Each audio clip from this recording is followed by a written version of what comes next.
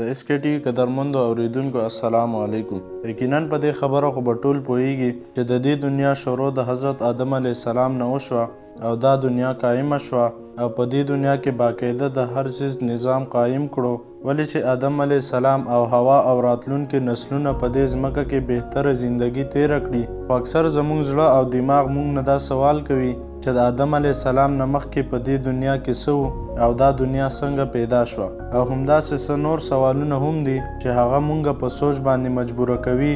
دا سوال د اوس نه دی بلکې زموږ مخکې نسلونه هم په دې سوچ کې وو. همدا وجه ده چې د حضرت محمد صلی الله علیه وسلم په دور کې به هم ډیرو خلکو دا سوال کولو چې په دې دنیا کې د آدم علیه السلام نه مخکې څه وو. د دې باره کې به مونږ خبرې کوو، خو د هغې نه مخکې دې سره تړلې شوي نظرونه بیان کړو. ساینسدانان عیسايي او د نورو خلکو مطابق چې ځمکه باندې د آدم علیه السلام نه مخکې دلته شیطان غورځولی شوی و.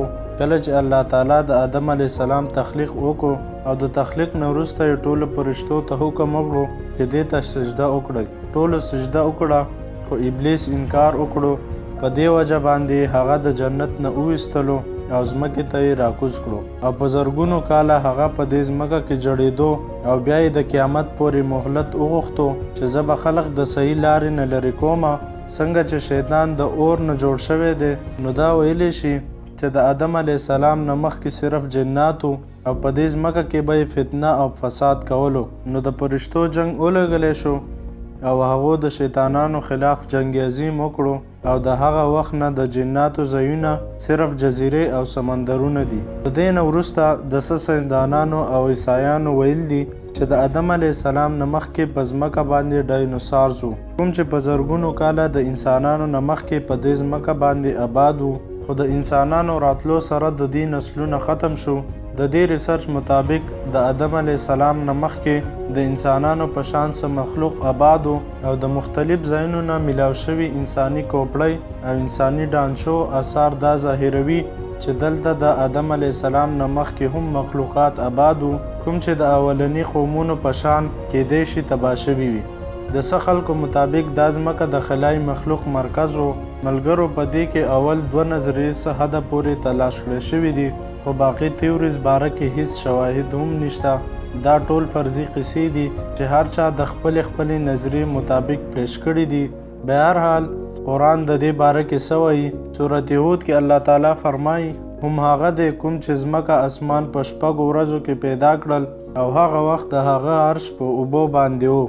د دې آیت نه چې کومه خبره پوهېدو کې راځي، د دې مطابق د آدم علیه السلام نه مخکې په ځمکه باندې صرف اوبه وي. د محمد صلی الله علیه وسلم په دور کې کله چې خلکو د دې باره کې سوال کړی و نو د هغه جوابونه څه وو؟ د دې باره کې ردین عقیلی نه روایت دی چې د محمد صلی الله علیه وسلم نه هغه وخت خلکو دا سوال کړی و چې د آدم علیه السلام نه مخکې په دې دنیا کې څه وو؟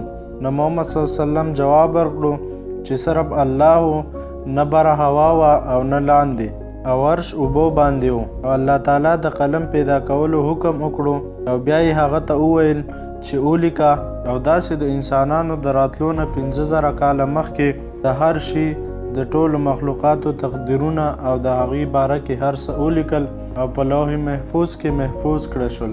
بخاري شریف کې یو ځای کې ویلی شوي دي چې یو ځل آپ صلی الله علیه وسلم له د یمن نه یو وفد راغی او وی ویل چې مونږ ستا نه علم اخلو، تاسو مونږ ته دا ووایئ چې د آدم علیه السلام نه مخکې په دې ځمکه باندې څه وو؟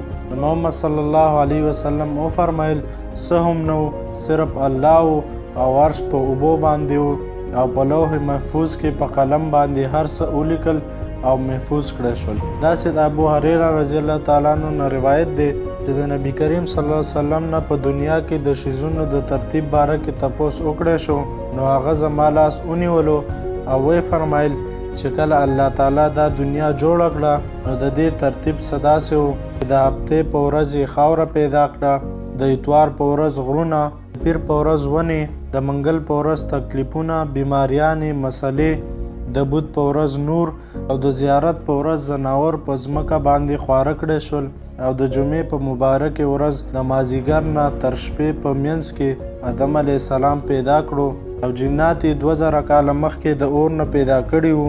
داسې دا دنیا په وجود کې راله او آدم علیه السلام ځمکې ته راغلو. د دې نه وروسته د انسانانو نسلونه وچلیدل او همداسې به الله تعالی په دې ځمکه باندې انسان ته ورکړی شوی وخت ختم کړي او چې څنګه دا دنیا جوړه شوې وه همداسې به ختمه شي. د الله تعالی نه دا دعا ده چې تر کومه پورې زموږ زندگی وي دا د الله زموږ دپاره د نیکۍ ذریعه جوړه کړي او په وخت د قیامت چې د الله مخکې پیش شو نو د ایمان په رڼا سره ځلیدلي مخونو سره نه چې د ایمان ګناهونو بوجونو سره.